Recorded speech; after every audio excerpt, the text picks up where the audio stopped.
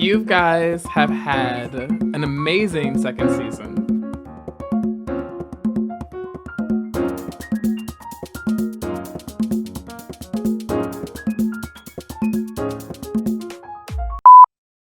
Hey everybody, welcome to Surface Level, a show that takes a look at society's expectations and rejects the ones we don't see it for, all from the perspective of three Black queer best friends. I'm one of your hosts, Damon, and today, Tony, Jordan, and I are taking a look back at Season 2. This is Beyond the Surface Level 2. Alright, so we're switching it up today. I'm not moderating, Tony won't be interviewing, and Jordan won't be playing ghetto games. I sure will. I'm so nervous. I'm really nervous. We are turning over the reins to a very special guest who will put us in the hot seat. So in his own words, he's an immigrant whose parents dreamed filthy and mixed Jamaican rum and whiskey. He's a snack aficionado who enjoys late night walks to the fridge. Come on. He's an entertainment journalist, correspondent, social media editor with a decade of experience. And he aspires to be as steadfast and unmovable as Solange's wig. We would like to welcome our friend, Corey Townsend, into the Surface Level family. Ooh. See, now I feel like I got to do my intro over when I give a bio to someone. Just like, I need that moment. Spice Well, it up here's a the little thing. bit. You don't have to stay ready if you get ready. You're Listen, right. I That's the looked at thing. it and I was just like, I don't need to write this. I'm just going to say in his own words and then I'm going to read it. In his own words. And that's what it gives. Okay, Your so, Royal Highness. Okay, so let's do superlatives because this is what you guys do. This is how you Yes. start off This is- every show. This is what we do. Let's We do love it. consistency. We love consistency. So the first superlative. Who is the most likely to leave an argument before it's resolved? Which one of you? I'm going to say Jordan. Jordan. I'm gonna say Damon. So But I guess it doesn't matter.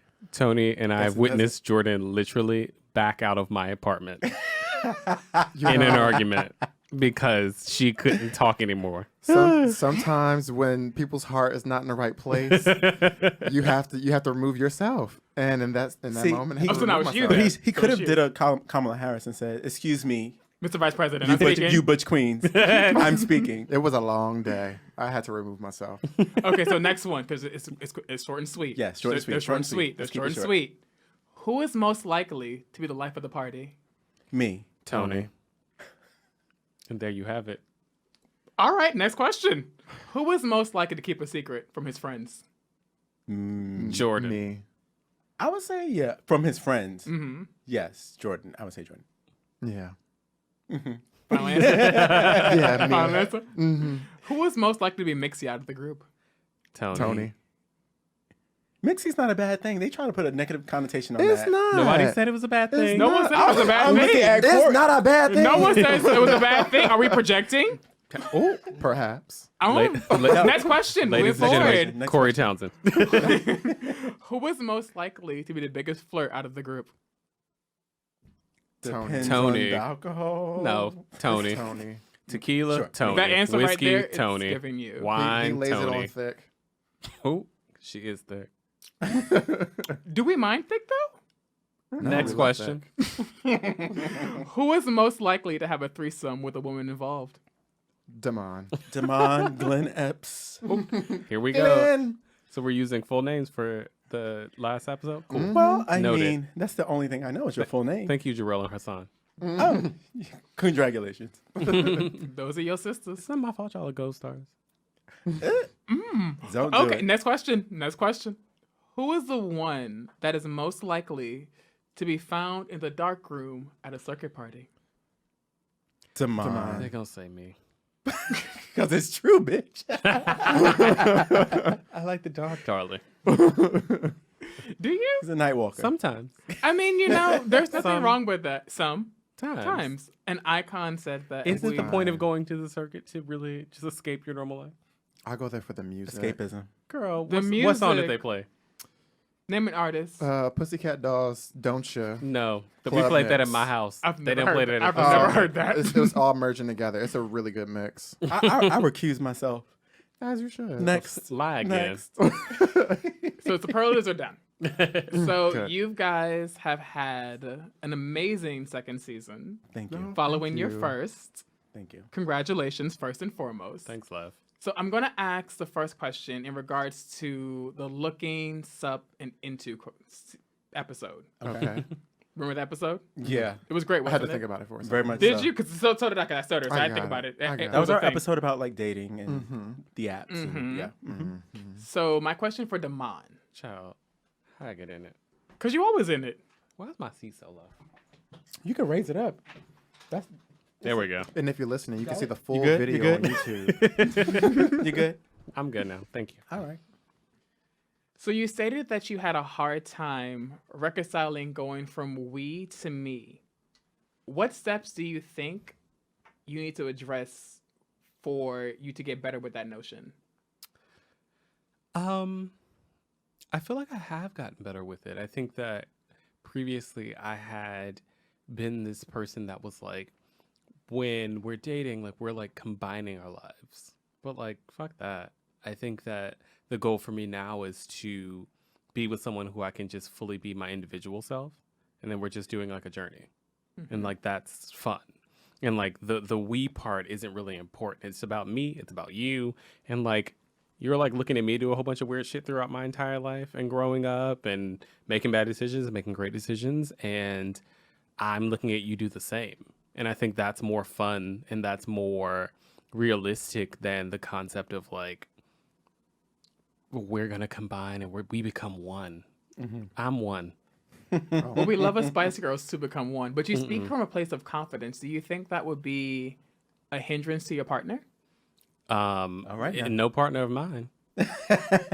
Like if my confidence makes you insecure, you feel like you feel less than because of it, then you're not the right person for me. And that's that. That That was was that. that was an Eartha Kitt moment. Compromise. Compromise. Compromise for a man. Stupid. Never. Never. Never. So this is for the whole audience, all three of you. Is finding a love that transcends your current idea of what love is scary? If it is, how do you feel that would affect you finding said love?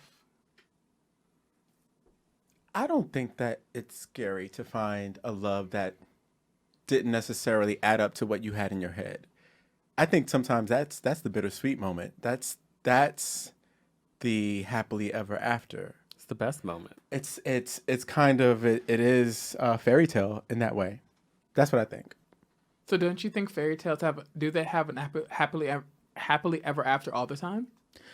I don't think all the time, but I think it exists. I'm not going to rule it out and say that it's a, non-starter, never going to happen. Don't hold your breath. But I think that it's possible. It's possible. Things are happening every day. In your own little corner, in your own little chair. Jordan, what you think, girl? I think no. Yeah, I don't think that it's impossible. I can speak from experience in that I think that all of my past relationships have been with people that I didn't really see it coming. It just kind of came out of like left field and it felt right, even though it wasn't necessarily what I may have written down on a vision board. I think that you know how you feel when you're around someone, and it's not always what you think you might feel around someone. So I think that you just have to go with like, sounds very cliche, but like you have to go with your heart a lot of times and just like, does this feel like home? Does this feel safe? Does this feel like somewhere where I want to invest my time? And a lot of times you can't really predict what that is. I mean, you get better with time, and through experiences, you're able to identify what you like and what you don't like truly, not in a superficial way. But yeah, I think that that's sort of like normal. And I don't believe in fairy tale like endings either. I think that conflict is natural in any relationship, whether it be romantic, platonic, familial, all of it. It's conflict has to happen. Damon? All right. Like, fuck having to think about like what you think somebody should be. Like, people are so much more interesting than that. I think that the best relationships, no matter what they are, come from people being the fullest expression of who they are.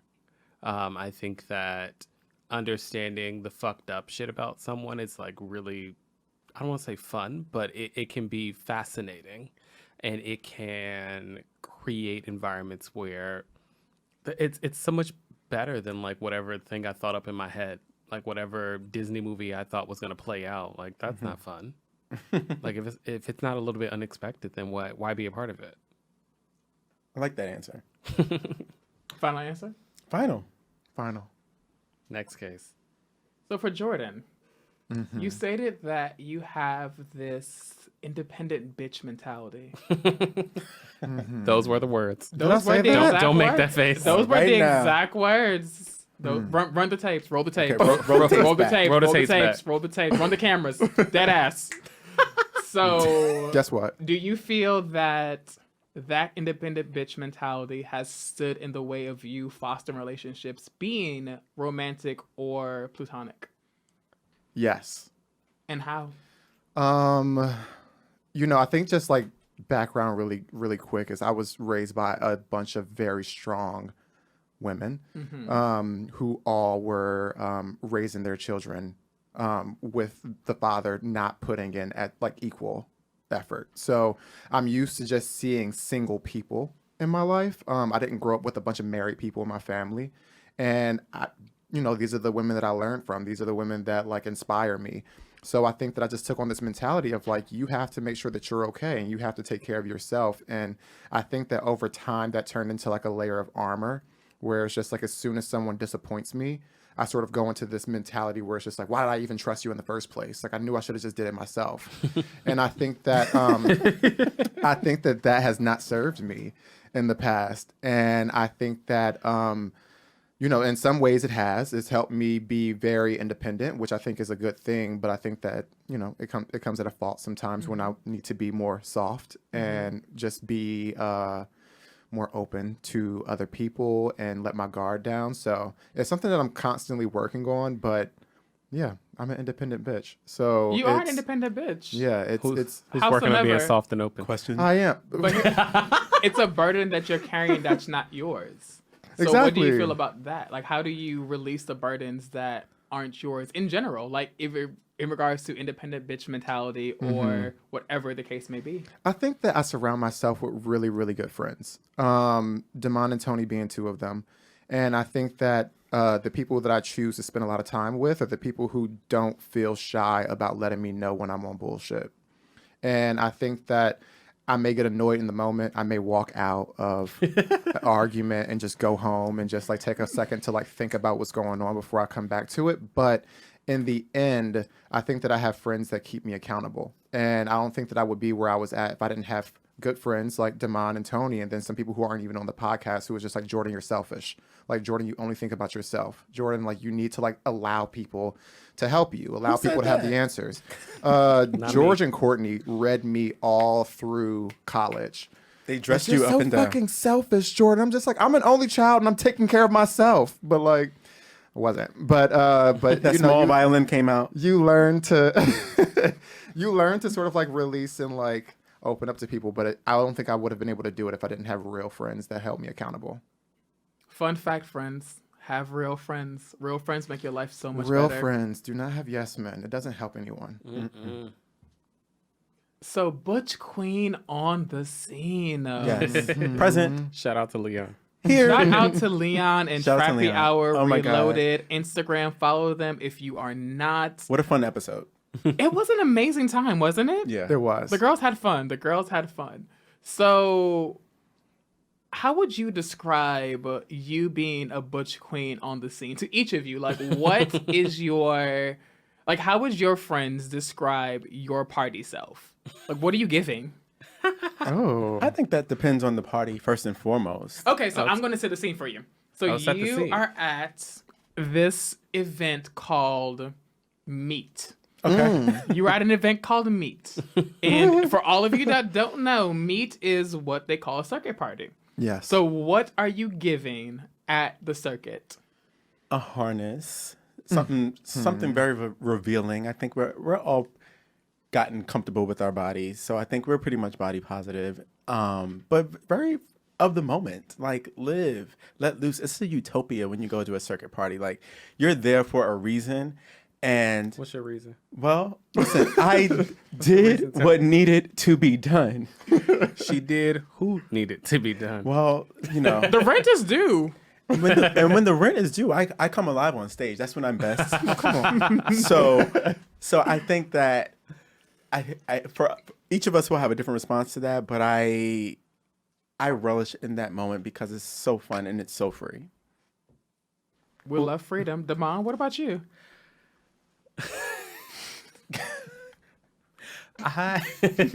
Oh, now you want to be shy?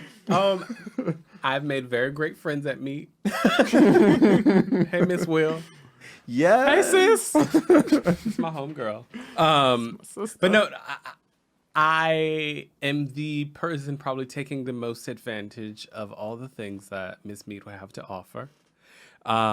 Just because I love freedom. I love being able to be in a space where you can take off the corporate wig, you can take off the upper echelon wig. You can take Come on, lace front. vernacular. Come on, vernacular. You can just be the girl in the cornrows and the With the burnt ends. with the burnt the plaits with the burnt ends.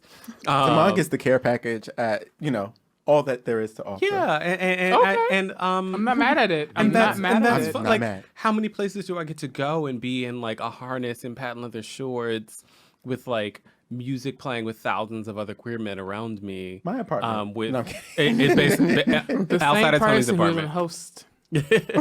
But it's just Okay. Well, Jordan. I'm a little bit slower to come out of my clothes. Since when? No. No, like at the circuit party, I'm a little bit slower to come out of my clothes. But when I do, like the last time that I went to Miss Me, I had on a beautiful body chain with like Yes. stones on them. So I didn't go the harness route, but I went like a little bit different. That was really exciting. Oh, you had a moment. You had a moment. I did. It was A moment. Mhm, it was cute. Was It it? was really cute. I really was proud of my purchase. And It was giving shine like diamonds in the sky. it was definitely given like Rihanna oh my would be goodness, proud. like Rihanna would be so proud. so unique.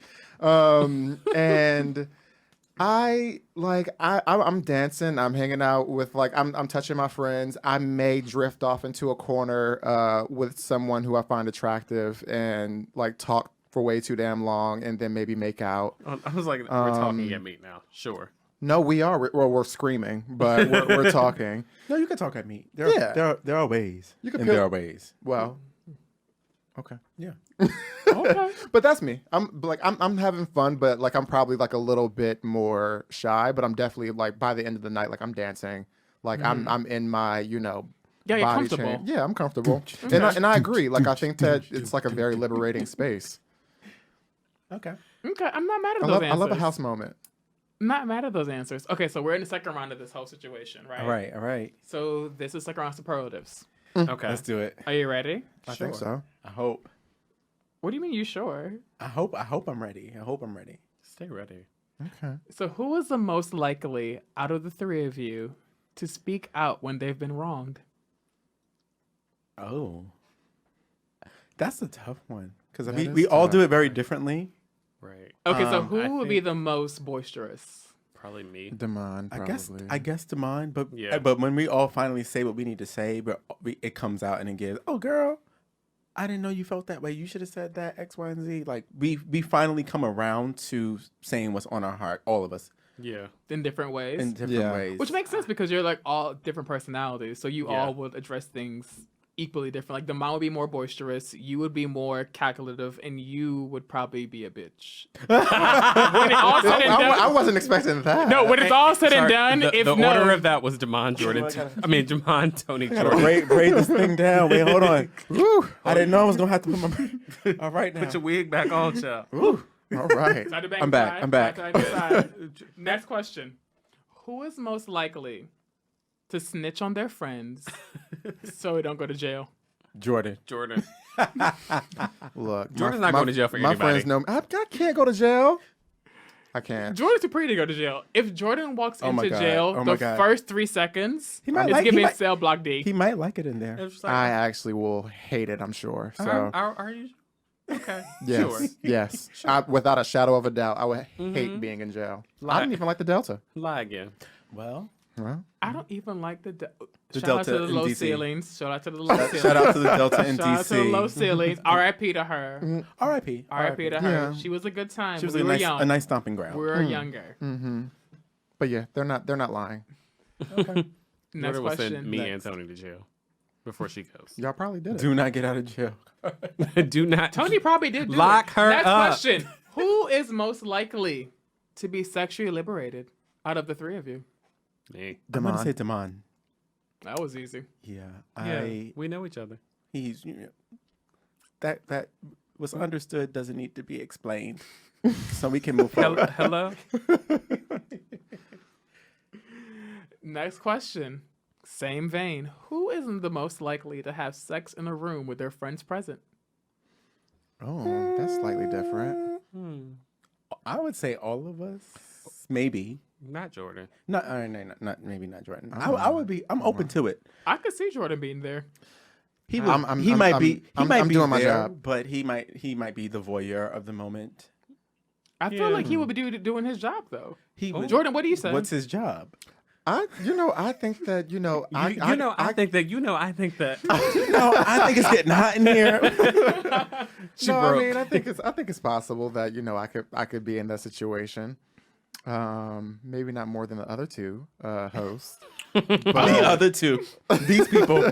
Those girls over there. but it's not out of the question for me. I don't think. You don't think? Okay, so Whitney Houston is possible. Okay, Brandon in my corner. Okay. That'd be Tony in the corner. His own little chair. My own little chair. Next question. Who is most likely to have champagne taste on a beer budget? I'm gonna say Jordan. Yeah, I'll probably say me too. I like nice things, but I don't always like spending money. She's always gonna have champagne taste. Tony no didn't matter what rate the him with his budget. Kamala hoodie. He doesn't need a Fear of God hoodie. Meanwhile, in his Ivy Park. Well, Hello. It looks like His- a status. his Looks like drip a, too. but the Looks like a difference status is symbol to me. I don't need this. But you own it. Sure. I don't need this. I'm sure none of the I've other. I've been going to Beyonce since Destiny Fulfilled to the concerts. Yeah. You know. Yeah. So it's different. I didn't need. it's different. I But didn't need this. black inspired brand, also black owned brand. Come on. So what She will be tried the to read us. difference? No, there's not a difference amongst the black ownership of the brands. There's a difference in whether I need it or whether I don't, or whether it's just Seems like you needed it. I did Because you need own it. it. You own it right now. You look good in it, I friend. didn't. Well, I know that. Let's move on. All right. Next. Next question. Who is most likely to dodge callers from a bill collector? Oh. I don't think any of us. How the girls pay their bills. Yeah, we That feels we ghetto. we definitely pay our bills. You know, I would love to dodge those student loans, but Well, that's a bill. Yeah. Well, those are that- deferred currently. Hello. Those are Listen, deferred. They're coming currently. back. They always do. But are they going away though? Like they're not going away. I just feel like they need to. It's the topic makes me upset. I don't want to talk about it. Next. So we're going to back into episodes. Okay. Okay. A little off the top. The Yes. barbershop episode where you guys discuss a black man's relationship with their barbershop. And you know how we feel about the barbershop. We are all there either weekly, bi-weekly, monthly, whatever the case may be. Keep your wig done. Tomorrow morning. I was there today, so I'm not even going to judge you at all. So some may compare the black man's relationship to their barbershop as being romantic. How does that relationship compare to you and your stylist? And how does the environment play a role in that? Yeah. Because like it's like a love-hate relationship you have with your barber. Like the appointments and all of those things. Right. How does that play a role in your actual life? I don't feel any romance. No. No. It is a business interaction. It's a business transaction. To I this need day. get today, yesterday, since I started going. Always and forever. Always and forever. Is there a good morning, good afternoon? Well, yeah. You know, it's definitely like I'm not rude. You know, I'm Seems gonna very go in there. transactional. It is, but most interactions in service like spaces are like transactional. But like I can still have a conversation with someone, but it's not romantic. Well, So do You you guys understand like what I'm have like a rapport of sorts? We do. I think with my current barber, I speak a lot more. But also, it's a lot different because the current barber that I have, he was cutting my hair in my home during the pandemic, like during like the lockdown. That sounds illegal. Kind of was, but we'll move forward. We'll move forward. Strike. We're gonna move forward from that. Doesn't matter. Cuomo, we Doesn't- did not do that. Doesn't matter. I didn't say his name. I only got 2 haircuts, but like that's a lot different. Like you're in your home, you're in your space, you feel more comfortable. Like I felt like I have like a good relationship right now with my barber. But yeah, it's still like. So wait, I have a question. Follow-up. So if it wasn't romantic, why was he coming into your home? Well, because I wasn't going out to a barbershop. Exactly, but if he comes to your home, I don't let any Tom, Dick, and Harry into my domicile. I don't Well, know if he that's isn't a- any Tom, Dick, and Come on. Harry. He's a licensed So then barber. there's a relationship there of sorts. Well, maybe I'm getting hung up on the word romantic. Yes, I think you are because Should I not be? you shouldn't. No. Oh, okay. Well, words mean things. So. My Angela did say that. Yeah, no. Purr. But what I think is there is a sort of there's a bad romance, if you will, that goes on That Lady Gaga. with your barber. You know what? There's a bad romance. And I feel like I heard my it's like one week you love them, the next week you hate them, and sometimes they act right, and sometimes they get in your goddamn nerves. But I think that most black men do have this relationship with their barber that is really intimate in a sense of like nobody else is besides maybe like your partner or the person you're being actually intimate with is actually in your space like that. They're taking care of you. That means something. And when you find somebody good, it's like good sex. Like you go back time after time again Makes you do and some again things. and again. And So, Damon, what do you think? Child, I got my hair cut by a woman, so Oh, see, Well, I mean, you like those not experiences. he said that she run a Gold Star gay, so apparently it's very consistent. for right? him. I was just getting ready to say Damon that. said he was on the spectrum. This one. I could be on the spectrum. You Could could be. or you are. I guess the girl. And he, And you liked it? Are you Katy Perry? In like recent life, When? How can we define recent? recent life. like 2 years ago. Bitch. 2 years That's- ago. Oh, That is Good for recent. you. that's mean- what's up. That fucked y'all up. It did not fuck us up, please. Speak for yourself. Next question. Yes. Okay, so we all know how toxic the barbershop can be for people who are not cisgender or heterosexual, right? Yeah. It can be a very volatile place. How do you each feel that the barbershop can be a refuge for men who are not heterosexual? Like, what steps can be taken to make it more of an inclusive space? You don't have to like go into like deep detail, but like name like different things that could be in place.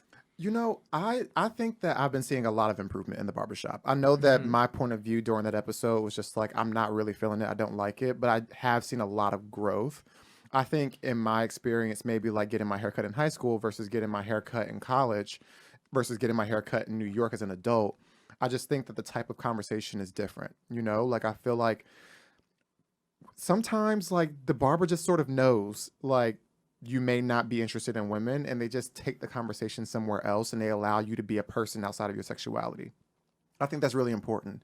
And if I have a barber who sort of respects that boundary, I'll be more likely to go back. You know what I mean? And I feel like I'm seeing a lot more of that. And I think it's because being gay is more, more visible, I guess, in the community, more accepted, more celebrated than maybe 10, 15 years ago.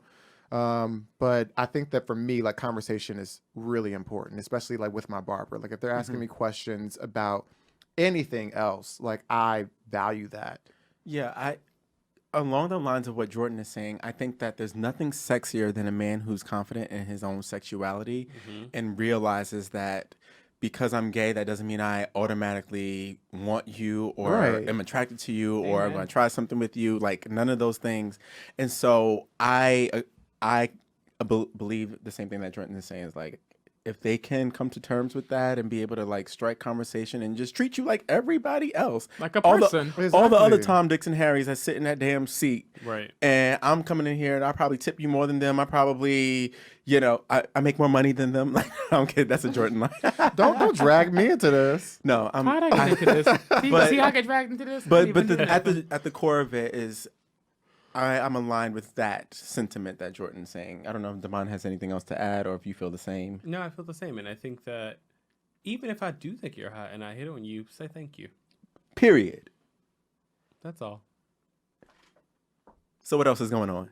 I did see something like that on Instagram where a guy like sent a nude mistakenly to It his. was, I love him. So I he, love him. It was, I love have him. Scotty. yes, He yes. sent the nude to his, Oh. marijuana person.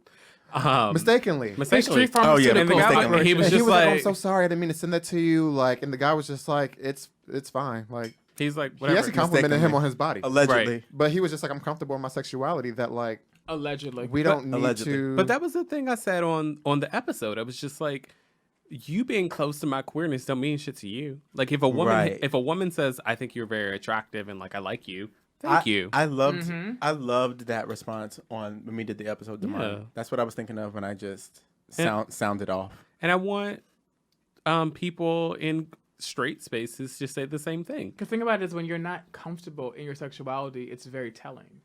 Hello? It speaks volumes Like, to what who else you is are as a right? person. Like what other demons are you battling and why are you projecting those onto me? Yeah. Because I'm fine. Yeah. Hello? So in that same vein, why do you feel toxic masculinity thrives in a barbershop? Because people accept it. That's it. Like people stand idly by and they allow it to take place. But I bet you if you spoke up and if you gathered someone in a way that was like you had some decorum about it and just said, hi, and you spelled it out for them, they would probably be gagging because they don't expect that. But when you do that, it's a shock value to it and it makes them think twice the next time. Well, like, so thinking about that, like, I was just thinking, like, straight men, like, let's just hypothetically, right? You're in a barbershop and then there's something happening where, like, there's, like, misogyny or homophobia being talked about. I don't think that I don't assume that everyone in the barbershop shares those same ideals, but do you think that sometimes if you do speak up about it, then it creates, like, curiosity as to, like, what you might be into? Because I feel like there's a lot of straight black men out there that aren't homophobic and aren't misogynist, but they may feel that like correcting someone in the moment may, I guess, make them seem like they Like expose them or engage something. in So that goes into like homosexuality. That goes into like what we were just talking about. Yeah. So if you are comfortable in your sexuality, that shouldn't deter you Who from cares? speaking up. Right. I mean, Like- I agree. Like we talk about me being on the spectrum. Like who cares if every now 2 and then I years look at a ago. woman? Well, Don't matter. I can't stand I'm just nothing. like- For record. Nothing grinds my gears more than someone paying too much attention to like mind your business and drink your water. Like Because whoever I'm sleeping with is not paying your rent or like that's what I'm saying. even That's what I'm Whoever saying. I'm sleeping with impact not your paying life. my rent. I That's wish what they I'm saying. would. I would love for also as somebody well to pay because the my rent is due on the 1st every month. each Religiously. and every month. This episode comes out right before January 1st. If anybody would like to pay my New Year's rent. Also as well. This if you this want is Damon. Also as Damon well. Glenn. Pay my rent. Corey Townsend Anywho. afterwards. So speaking of that and paying rent, broke with expensive taste. That episode. Speaking of taste, Oh. Tony just poured a different type of white wine into my Don't glass. matter. Wait, did he And you'll mix be it? fine. You'll drink it. You know what's alcohol she's- in this podcast. don't matter. Okay, got a nice blend. There's only Hello. one bottle over here. Because the It all goes down the same. Corey, The first time you said back that. to you. So back to Maybe Corey you just go Townsend. down the same. You know what? Back to you. These two. We'll expound upon that offline. You know, Broke- Damon and I were married all season. We and were he's- married. He's working Us on too. these divorce papers as we speak. Definitely. It's making me very Cindy. upset. I'm sick of her. But it's all right. I'm not surprised by any of this. So back to broke with expensive taste. You guys discussed a lot of things in the episode where Tony judged both of you for your purchases as he is wearing Ivy Park. So my question for you would be, how would you give advice to a person who is trying to keep up to the Joneses to their detriment. Like they're trying to live up to the Instagram glitz and glamour, and because we all know all that glitter isn't gold. Right. So what would you tell a person who's trying to keep up with the comings and goings?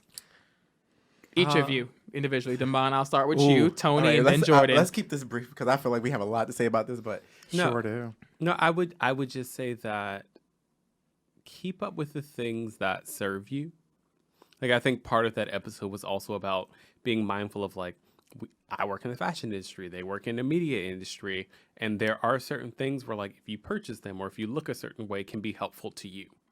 And I think that if there are moments where you can create things or the things that you purchase serve you personally, that's great. Sure, fine. Like, you're playing the game, and, like, we don't like playing games, but, like, sometimes you play a game to serve yourself. And, like, I think that until we've all overcome and we're in a world where, like, things don't matter and everybody thinks the same way, like, that's going to be part of it. And I would say that if you are solely doing the thing to just, like, impress somebody else, fuck that. yeah, That's all. I, in terms of the comings and the goings, come and go as you please. You know, do you? I think it does take a lot of work to get to a place where you feel like you can totally disregard what outside opinions might have to say about anything it is that you're doing. But when you can get to that place, it's so fulfilling. It's so free. That I think that's the only way you can operate in a place of just like total autonomy, where it's like, I don't give a fuck what anyone has to say about anything that I do. Because as I've said consistently in this podcast, if you ain't fucking me, feeding me, or financing me, what does it matter? The 3 F's are instrumental in your life. Oh, very instrumental. So that's all I have to say. I'm gonna keep it brief here. For me, so similar to what Damon said, I think that I always live by this mentality of I fuck with the people who fuck with me. You know what I mean? Like, I try to work really hard against trying to impress people who I feel like do not like me as a person without all of the things that come attached to it, like the superficial things. And I think that if you sort of use that as a guiding light, you'll make smarter decisions in terms of like how you're spending your money and how you're spending your resources. I just want to mention also that this issue transcends social economical standing. Like, there was a very vulnerable moment that Kelly Rowland even talked about, how she almost went bankrupt because she was trying to keep up with society. And I think that, you know, it happens to a lot of us. You know, I think that social media plays a huge role. I think that we all want to feel accepted and loved and celebrated. And I think that the easiest way to do that sometimes is to, you know, go for things that you feel like people are going to gravitate towards and compliment and celebrate. And I think that it's better to have a small circle of people that are really there for you, the Who ground person. you. And it's less about just having like the quantity of followers or people who are interested in you for the moment and are ready to drop you as soon as you don't have anything to offer. So, lifelong happiness. Fuck with the And people that that's fuck the with you. net on that. So moral of the story is have real friends. If you don't have real friends, you're That failing. really is the moral of the That's the podcast. moral. Have real friends. But having real friends is not easy. It isn't. It So is we're not going to a talk about that test. right now. But I'm just, No, we're going to move forward to the next episode. Season 3. Season 3, because it's going to be season Season 3. three. Because 1 and 2 are successful, 3 is coming. So next episode, Skinny Legends, which was my favorite episode of the season. Oh, I I think that was probably my favorite love- episode too. Yeah, that was a Corey. really good Skinny episode. This Legends. episode, it was an Holy. amazing episode. Yeah. They all were great, but this one, Right? pitter patter my heart, Right? there, I felt it. It was Right? there. So my first question for this episode, for each of you, Damon, you'll start, Tony and Jordan, of course. Okay. Always got to okay. start with the mess. The skinniest legend. The skinniest of the legends. The skinniest of the legends. How have each of you contributed to the shunning of members in our community?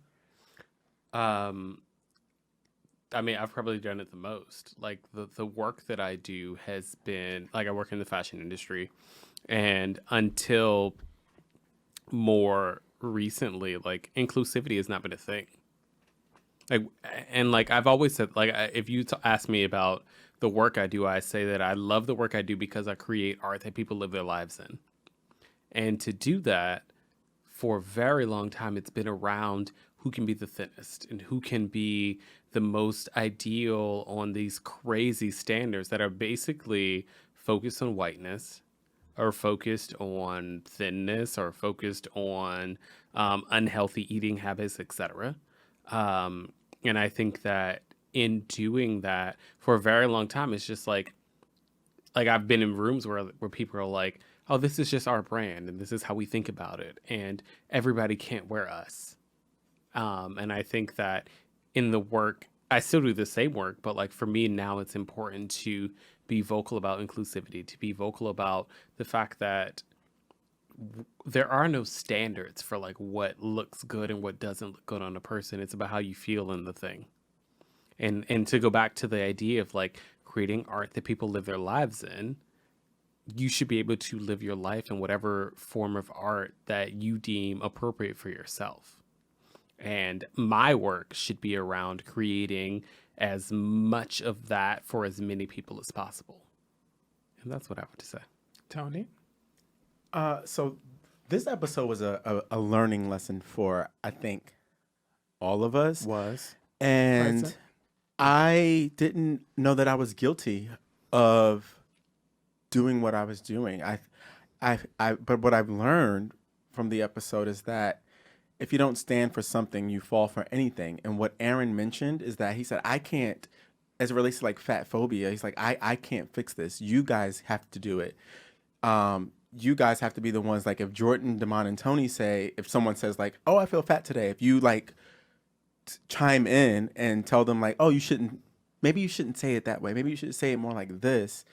They might say whatever they say in the moment, but they'll think about it the next time they do it. Mm-hmm. It's like you have an influence, you have a power. And I don't think we all realize the power that we have and harness that power to help disenfranchised groups. That's what I'm call it, because I feel like it's the same thing with like Black Lives Matters and like white people doing their part. Right. And anything else that is where there are disenfranchised communities, it's the folks who are, I guess, I don't even want to call it the majority, but the folks who are on the opposite end of the spectrum have to chime in, and that's how you dismantle. That's how you change. And so I learned so much in that conversation. And Corey, I agree with you. That was probably my favorite episode of the season, because it just left me, like, if you listen to that season, I was coming undone. So I too was, when I was listening to that episode, I was listening to the things that I was saying to myself, and it was very telling in how I speak to myself and how I view physical attributes. And it was like, wow, I'm dead ass wrong. right? It was a read, but not so much, because like I didn't think I was wrong, and I'm like, this is just me. It was an aha moment. I was like, It was definitely a moment of reflection. And honestly, if you are listening to this or watching this and you haven't listened to Skinny Legends Only, I highly recommend it. I think that the three of us, we really wanted to have this conversation. And through the conversation, what I learned is that I contributed to fat phobia like almost every day.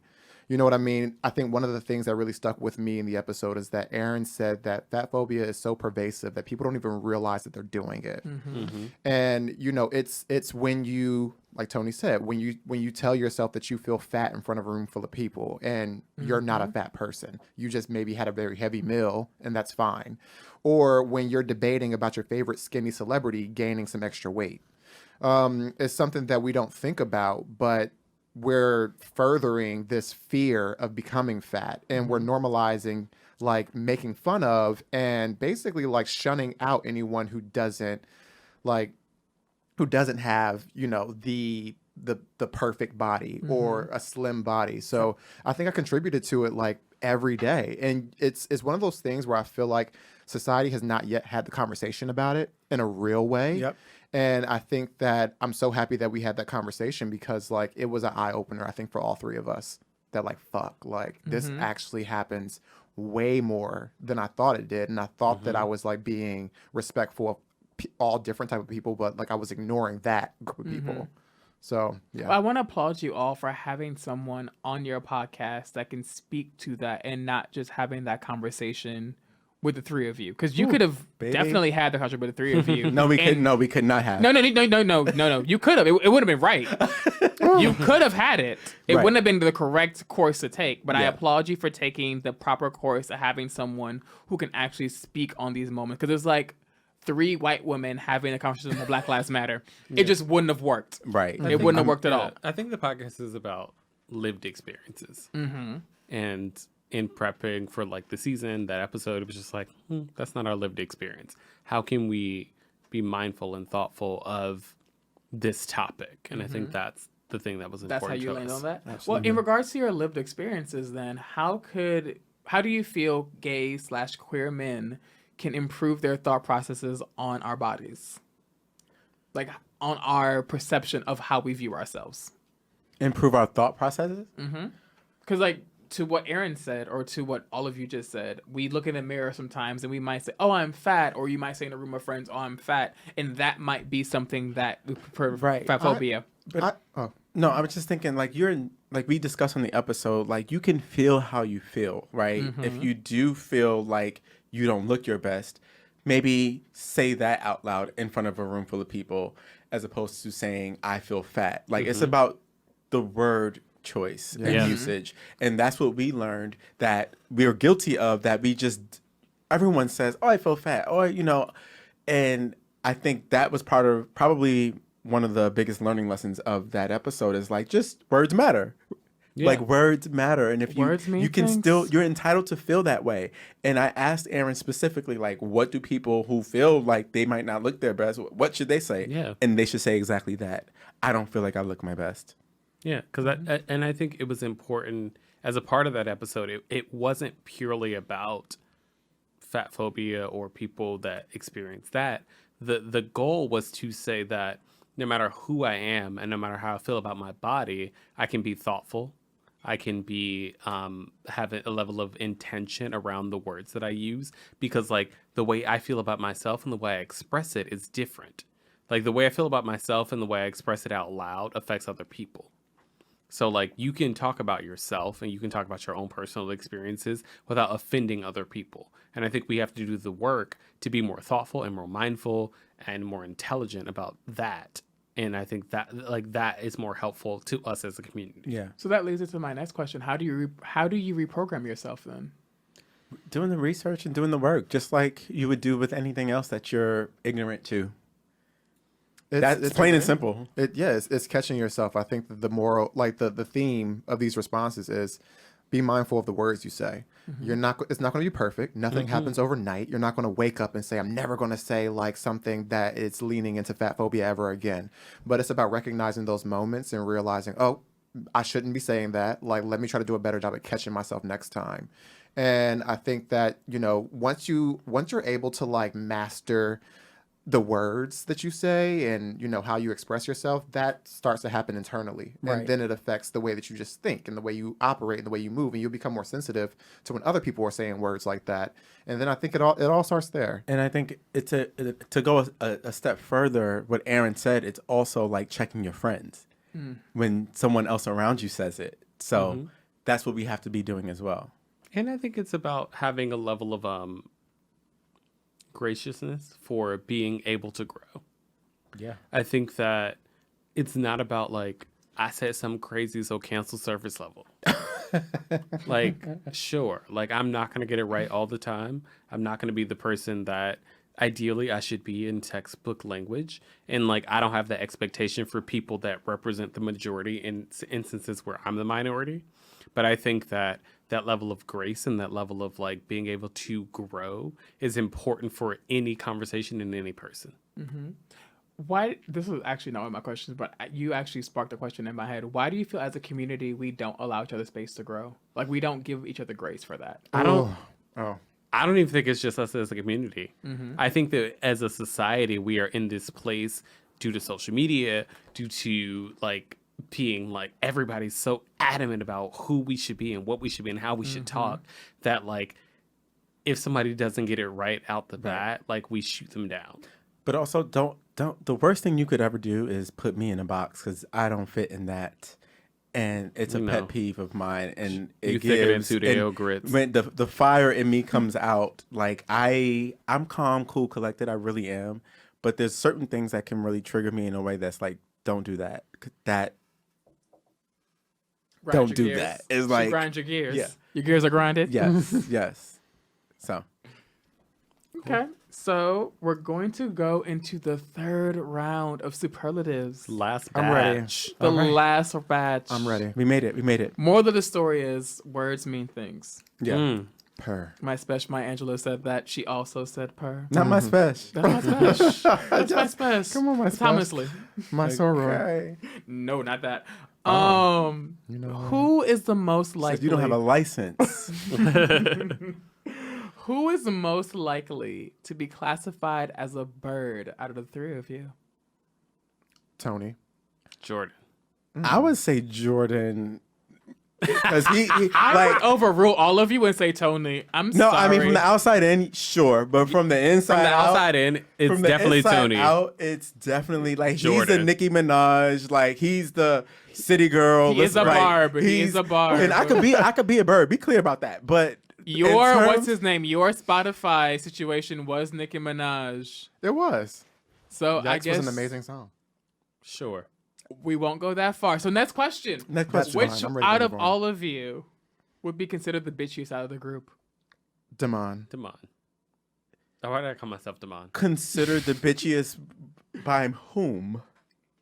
Anyone with us? By us? by That's us what or people- I remember I asked this question. Okay. So I'm externally, so externally and internally. externally, me. Internally, Jordan. Agreed. What? I Girls agree. are fighting. The girls are fighting. Yeah. Because people don't know me, darling. Right. So I agree with that. Externally, Damon. Internally. But in real life, this Jordan. bitch right here. This bitch over here. I don't disagree. Next question. Which one of you will be the most likely to purchase designer clothes? Purchase what? Designer clothes. Me. Damon. I think Damon. Damon doesn't purchase designer clothes. I mean, he gets them. He gets them. But even if I like to purchase them sometimes because Some it's sustainable. times. No, you're right. I agree with that. I agree. I don't like to buy those cheap I agree. things that I you agree. all drape yourselves in. Listen. How you got this? You got this jacket draped all. She said those cheap things that you all drape yourselves. I'm covered in Well, cashmere and I mean, Polyester. a material girl in a Poly, material yes. world. And I feel like this question has already been answered, but I'm going to ask it anyway. Ask it. Which one of the three of you will be the most sarcastic out of the group? We can. oh, It depends. Depends on the Externally mood. is different. Internal. Jordan is You know, a sarcastic bitch. Externally and internally. I think when we're disagreeing and having a snafu, if you will, I think Snafu? Jordan is the queen of nasty nice yeah. Before or after she and, walks and out? passive aggressiveness. Before or after she walks out? Before and after. And after. Before, and then she walks out and then she says a passive aggressive text. An email, actually. An email. I can't disagree. She's doing it now. No, I'm gonna read us I'm later. agreeing. No, I'm kidding. Oh, no, It'll as be soon as we discussed. all leave, it's going to My give a jacket whole is group doing a text lot of message. weird things right It now. really is. I was trying to call it out No, earlier. friend, it is. Just put the shoulder over the No, shoulder. because that other shoulder's looking really I don't funky. understand what's There you go, there happening. you go. There There we you go. are. That's better. There we are. She's All right back. now. It's too much wine. I don't think it's a one. Anywho, Next case. Anyway, Undetectable. undetectable. This season was this episode was very emotional. yes. We had a Yes. whole text message thread about it. It was very like Who's we? me and my friend Courtney. We had a whole conversation about it, and it was Uh-huh. very tear jerking because it was a shock, and I was very trying to figure out the words to use to be supportive and to make you, Tony, know that you have people that love and support you outside of whatever the cases may be. Yes. Because you don't want to approach someone with any debilitating anything. Like, I have autoimmune disease. Right. So if someone didn't you know suffer that, with lupus. I have lupus, yes. And Yeah. if someone didn't know that, I don't want people to like reach out to me on some, like I'm not like a human being, like I'm a person. Like I have this autoimmune situation, Right. but I'm still a human being. So I didn't want to use the part. words that didn't make you feel less than. Mm-hmm. So when you shared your status and you shared your circumstances and your life with this audience, how did it make you feel? And do you feel liberated as a result? First of all, it was a long road to get there, and it's been almost 10 years since I've been diagnosed as HIV positive. So to come full circle and have this moment, like I say it time and time again, that I don't think I would have disclosed this information had we not decided to do this podcast. And this was a way for me to get out my truth in a way that it's just there and people can listen to it, and so be it. You know, I wash my hands of it almost, in a sense. And I think that for me allowed me to, you know, just come forth and stand in my truth. And I recognize that it's more important for me at this point. Like, I can help someone. Someone might hear this as also dealing with what I've dealt with. And maybe they're dealing with it in silence. Maybe they're dealing with it out loud. But a shared story and a shared experience allows someone to be like, I'm not alone. And for the first time, I felt, after disclosing that information about myself, for the first time, when you talk about this LGBTQ plus community, this was it for me. This was the first time I felt an outpouring of love in such a different and special way that I don't think I've ever experienced, where I had people that I'm friends with, people that I haven't spoken to in a long time, people who were strangers, just reaching out to me, letting me know exactly what you and Courtney did, was reached out and said, you're loved. Like, Courtney sent me, it was almost like from the hub, you was kind, you was smart, you was important. And listen, when Courtney makes you feel special, you feel special. And I knew, and it was genuine at the end of the day, because no one has to do it. No one has to reach out. Everyone can have their text groups and say, but you both decided, and you were thoughtful and intentional about like whatever you wanted to say to me, but you knew you wanted to say something. And that means the world. That is why I did what I did, because I knew that it was bigger than me. And to have Damon and Jordan stand at my sides and lift me up in that moment was also the world to me, because leading up to that episode, I was like, I'm nervous. I'm nervous. There's so many people who are close to me who don't know about this. I don't know how it's going to be received. I don't know. I just blocked all that out of my mind, in a sense, and to allow myself to be a vessel. So it was a powerful moment. No, and I think there's value in that. Like, and like, as a podcast, we try and keep it light. Like, we have moments where it's fun to talk about all these things, but like that episode, that story, those things that's been the best performing thing we've had all season. Like, that's been the thing that has brought the most people in. And it's the most personal. And I also think that a thing that was really important to me when like Jordan and I were recording that episode was the value that people who are negative can be a part of the destigmatization of it. Yeah. Like, it's not just your fight. Right. We had Dimitri on, who was an amazing guest. Amazing. And it's not just about his voice. It's about the collective. It's about the collective. It's about like even for me, like I remember I was at home in October, and I was talking about prescriptions, and I was talking to my mom about PrEP. And like what it meant. She was like, what do you mean you have a prescription? And I'm like, oh, well, this is PrEP. And like, this is how the HIV rates are within the community I'm a part of. And like Listen, those types of conversations outside of even just like queer men in New York, it's just like, it's valuable. So, and I want to say this before we move on, because it was so powerful to me that my dad, I actually told him like a couple weeks before before we recorded the episode. That's a whole ordeal. But once he was very he was supportive. Right? And he asked when we sat down at Diagonal, one of your favorite watering holes, Corey. It's my chairs. Corey is an investor at Diagonal. Everyone knows my name. I've paid many a tuition there. We sat down at Diagonal, and this was after we recorded the episode, and he asked me, what made you decide to come out about your status? And I told him, he was like, my dad is he could, if you're at your lowest of lows, he can talk you up. And I think that's where I get it from. He was like, I always knew you was special. I always knew you was going to be somebody. And you ain't never let that hold you back. And he was like, Tony's he father said, sounds exactly like guess that. what? Your stock just went up. That was just like, what are you saying? Okay, I'm emotional now. But I came undone. I texted my father was, and we're talking about my HIV status. And at first he was ready. He was like, where is he? I was like, Dad, this was 9 years ago. I was okay. I'm good. But he got upset. And my Aunt Crystal cried.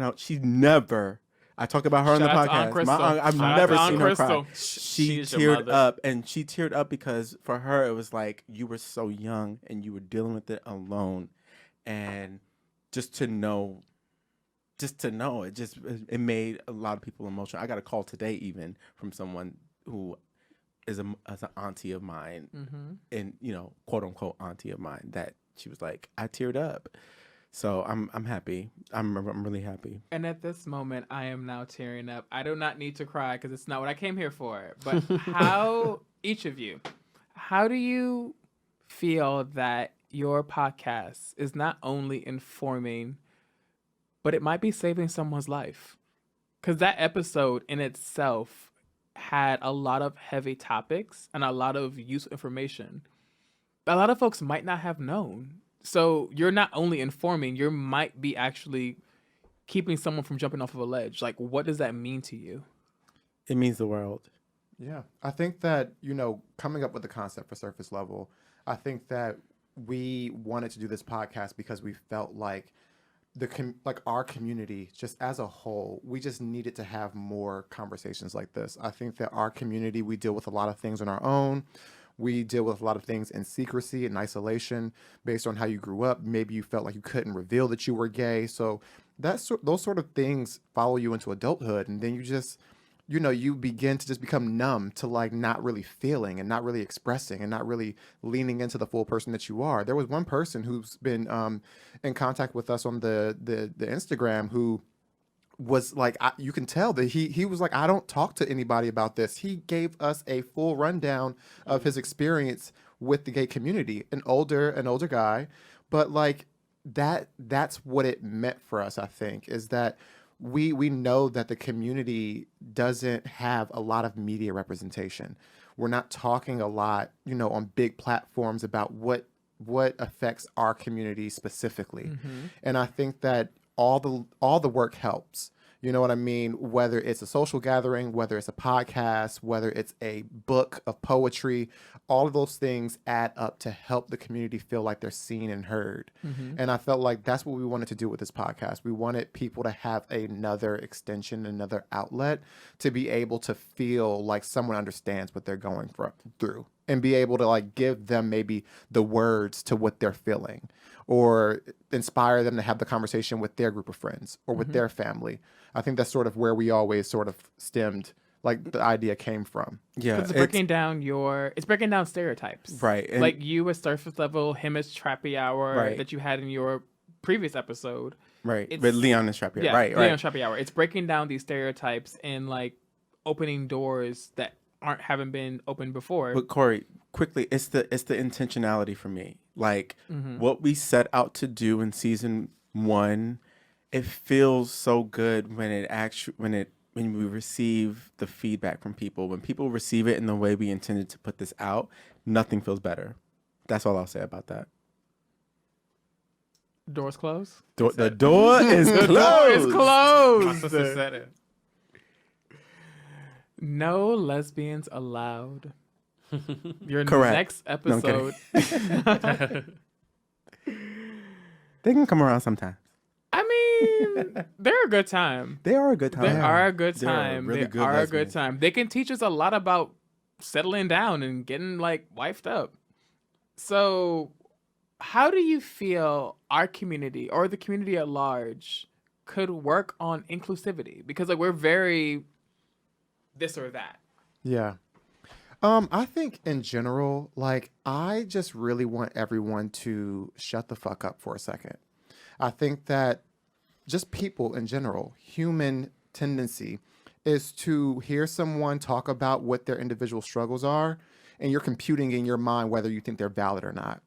And I think that happens across groups, races, genders, gender identity, sexuality. I think that if we just allow people to have the space to talk about what their true experience is and not react, just listen, I think that it will go a long way. I think that Damon mentioned it a little bit earlier, but I think that everyone is so interested in declaring what their stance is and making that stance known publicly, and you want to stand for something, and you want to you want to use your platform to say what you think. But I don't think that every topic everyone has the range to speak on. You know what I mean? Like, there's been conversations where people are like, fat phobia doesn't exist, and I'm just like, but you're skinny, so maybe you should just be quiet. And Jill Scott said it best. and I think Hush. that if everyone just was quiet, and just really listen to what people have to say, and you don't have to agree with it. You don't have to understand it. It can be completely foreign to you, but it doesn't mean that it's not valid and that it doesn't exist. And I think that once people become better listeners, we can all like learn to coexist and appreciate our differences more. Yeah. I and I don't even have a lot to say about it, but just on the listenership part of it is what I try to say to myself every day is be a better listener today than I was yesterday. Because I think listening there's so much power in that. We had the episode with Leon about Butch Queen on the Scene, and he talked about how much people just like, they tell you all their business. And he's just being a listening ear, right? He like doing the Lord's work. Amen. Hallelujah. We love a spiritual worker. But also, when I talked to my grandmothers recently, both of them said like, just they felt like they were talking my ear off, and I know I'm a talker, but they were like, You are. Facts. I'm talking your ear off, X, Y, and Z, and I was like, no, and they were like, oh, you don't know how much this means to just have somebody that will sit and just listen to me. That's it. I think quickly to wrap that up, that episode for me, like, it was really fun. Like, we introduced guests for the first time this season, and I think that there was so much value in it. I think that in a lot of the conversations, like, we've had, like, I read a lot, and like I like research a lot of things, and like in that one I truly remember sitting in the record just like being entranced by what Fran had to say, like being like fully unique and like something that had nothing to do with my experience, and I think that was so valuable, and I think that I loved it. Like and like her specifically, I could listen to her talk for hours because I think she's so smart, and it was just it was fucking amazing. Yeah. It's amazing. I myself moonlight as a lesbian every now and then. Every now and then. Every now Moonlight, and you then. moonlight as a lesbian. Sometimes. Why do you feel that bisexual women are more readily accepted than men? Media. Yeah. I think media. I think that misogyny and patriarchy contributes to the objectification of women. And I think that that idea sees women as objects and possessions as opposed to people. And I think because of that, just the sexual liberation of women is like celebrated because like for them, they feel like they're entitled to that. And I feel like for men, it's an expectation that you need to fit like this like linear path that you can only be straight, and if you're not straight, you're gay. You can't exist anywhere else in the middle. Right. I think we're learning that it's a man's world, but I think Kamala Harris, I hope she like snatches every wig and starts to show people that it's not just a man's world, but a man's world loves to see woman on woman action, and that's what it comes down to. They do. That's true. That they do. That is true. And so it's I'm not mad at it. It's kind of like a piggyback of what Jordan was alluding to, but that's all I have to say about that. Like, I don't have nothing to add to case that. closed. I fuck with Jordan what came with said. the answers tonight. I'm gonna just put that on the Case record. Jordan came with the answers tonight. Jordan came with all of the things. So, speaking of Kamala, House of Representatives, how did you feel when you realized the first vice president of the United States was a black woman who was an immigrant that went to Howard University? What went through your body? I cried. Okay, so So we recorded that episode on the Friday before the The election. Saturday. No, we recorded on Friday night. Yeah, but before the Saturday announcement, right? That's what I was saying. Oh, did I get ahead of myself? He was testing you. Fight. You passed. You passed. Fight. If You everyone passed just the be test. quiet and listen. He was testing you. Fight. You passed the test. Right. Walking that but truth. No, we recorded that episode the Friday before the election, and Dorian, who was the guest on our show, who's my really good friend from Howard, he was what? Nothing.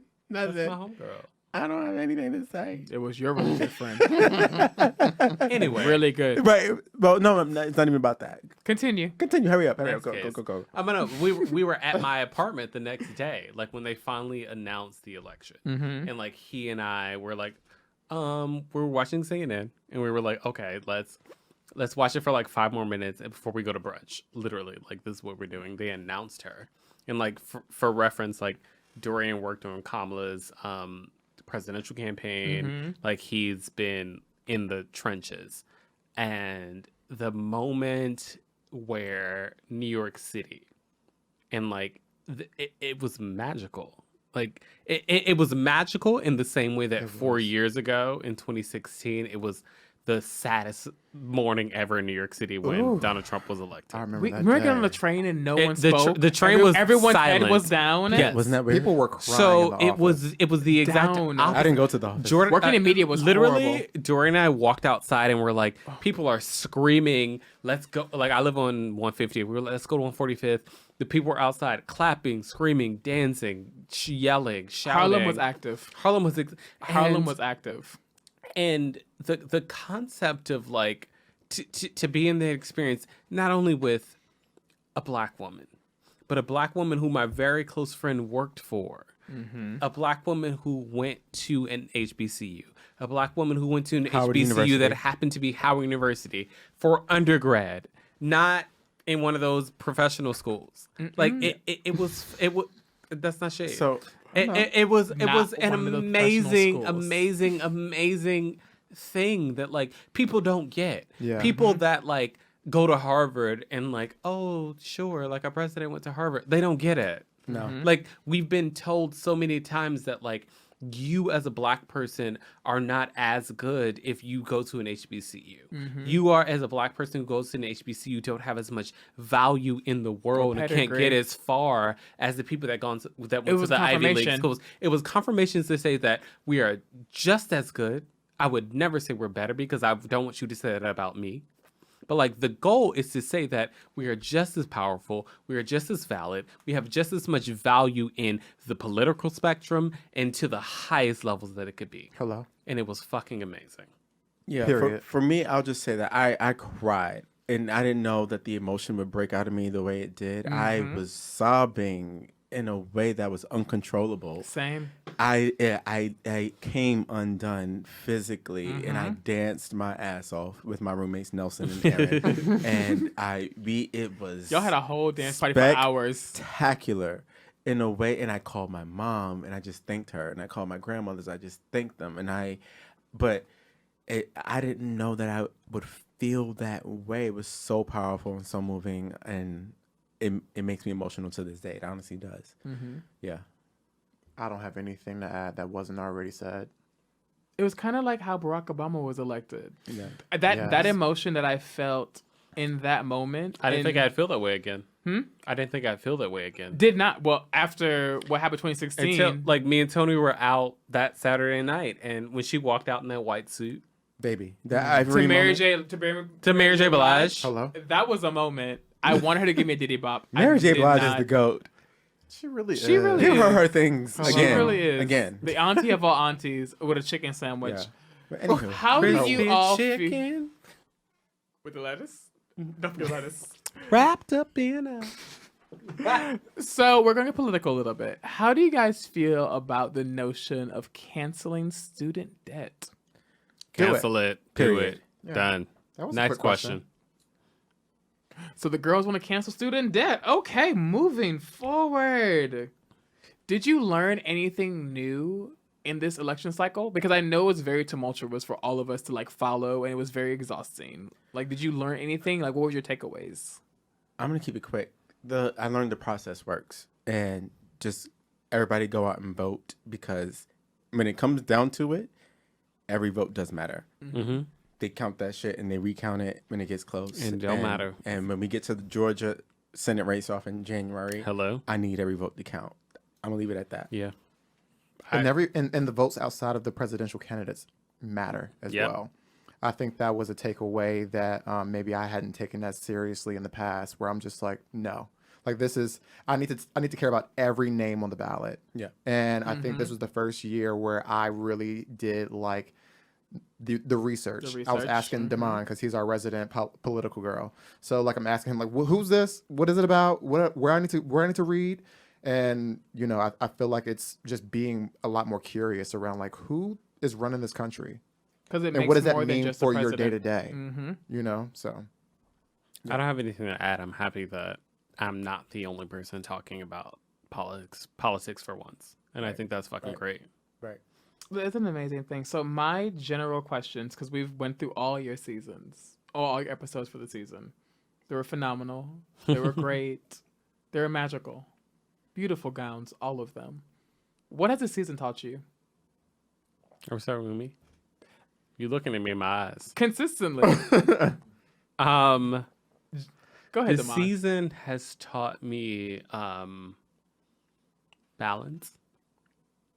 I think that the thing that I've actually enjoyed the most about this season compared to season one was that the format, the topics, the sharing, the vulnerability, I think was a much bigger representation of who I know me, Jordan, and Tony to be than season one was. And I love the bareness that Jordan showed. I love the vulnerability that Tony had, and I like that I was able to just continue to express whom I thought I was. And that to me was a thing that was really valuable in this season, and was something that I wanted in season one, I loved in this season, and I would like in any season going forward. Tony. Well, this is audio format after all. Oh, it is. Oh, make sure we say your name. lest we forget. Say his name. What I learned this season, and I think it's a staple of mine that I've always spoken about consistently throughout season one and now season two, is I really learned the true power of vulnerability, like Damon just spoke about, and how to harness that in a way that is exponentially like larger than I ever thought it could be.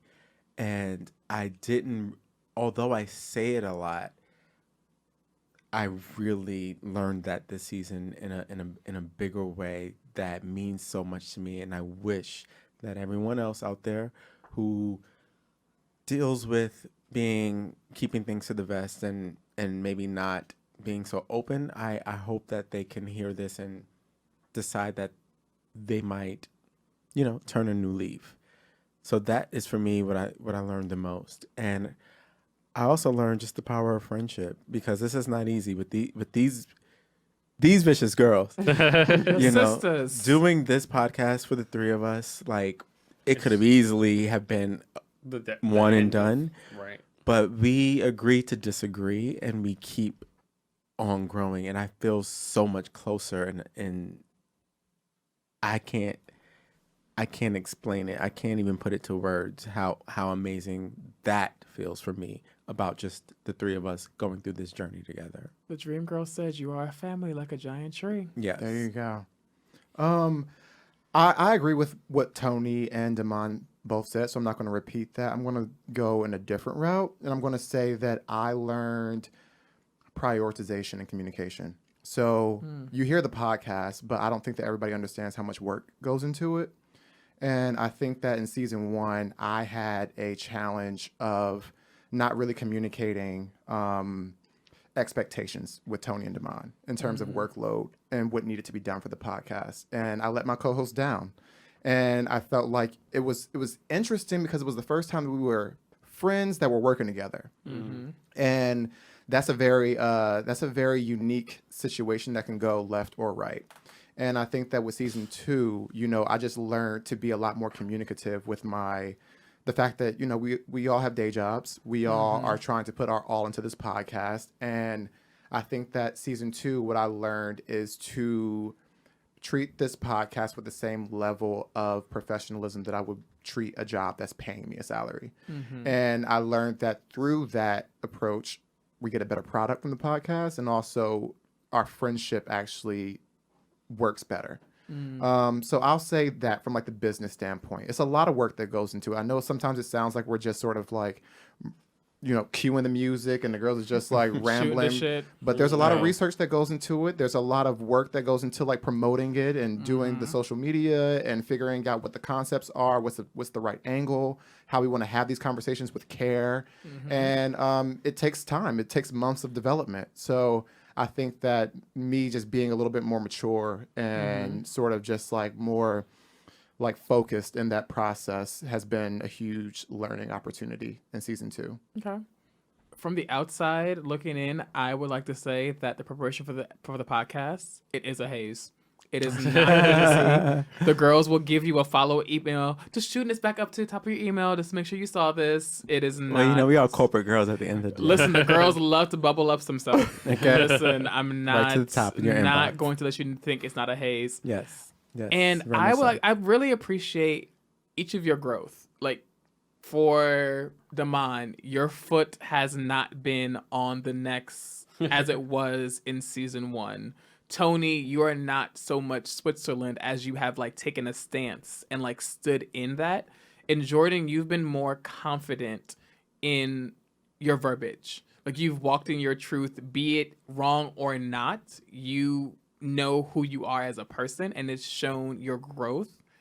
And I want to commend all of you for that. Thank you. Because each of you have grown from season 1, especially you. Your foot has not been like placed hard on Damon's neck. My God, let me tell you. So speaking of that, what do you want for any following season to move forward? Like, what would you each shortly, because I feel like we're running out of time. Yes. Like, what would you want to move forward? A sponsor. Hennessy, if you're Period. listening. Seriously. I'm available, I'm willing, and I'm able, and I speak for the 3 of us when I say that.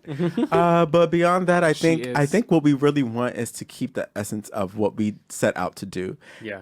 To what we sat in a room together and was like, this is what we want to do. This is what we set out to do. This is our intention. Let this be our North Star henceforth. And I think that is what we want to keep. Yeah. And I think we've been able to do that thus far. And so anything moving forward, listen, if it don't make dollars, it don't make sense. Money talks, bullshit walks. However, I think we're all aligned. It's just about the value of like who we are as individuals. Yes. Like, that was the point. Yeah. Like, yeah. that's always been the point. Like, the 3 of us felt like we had interesting conversations, arguments, fussiness, whatever you want to call it. 100%. And I think that we've tried to keep that. Like, even in having serious conversations about grief, about HIV statuses, about whatever, like, there's a level of lightheartedness to levity. it that levity that is who we are, and that's all we want to do. It's relatable. Yeah. You bring people in. Like, you speak on things that people might not necessarily want to talk about. And if they do talk about it, they want to have like a listening ear, and you provide that space for them. Yep. Yeah. I think it's like appealing to the nuance of our community. You know what I mean? It's not about being super pop culture and super just like mainstream. I think it's about really helping the people who look like us and walk the same path as us and the same road as us and experience the same trauma and the same celebrations as us, and like giving that a voice. I think that is most important in building community. I think that we don't want to stop that. We want to talk to our peers, and we want to let those voices be heard, because they're just as important and valuable as the people who are on the cover of magazines. Agreed. Yep. So I want to end this by congratulating all of you. Thank you. Providing a space for people to actually feel heard, and actually, I want to congratulate all of you for providing a space for making people feel not only heard, but seen. And for giving people and understanding that gay men aren't this stereotypical individuals, for actually dismantling all of those piece by piece with each of your episodes. Thank you. And I wish you all many more success. And I hope Damon's foot is off everyone's neck. Right. All right. So that is all the time that we have for this season, actually. So thank you for sticking with us through season 2. If you like what you heard, please let us know at surfacelevelpodcast.com. And please, please, please rate, review, and subscribe. We had a blast recording this conversation and all the conversations from season 2, and we want to talk to you more.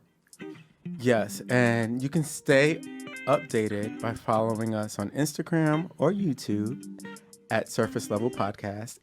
And remember, as always, stay curious.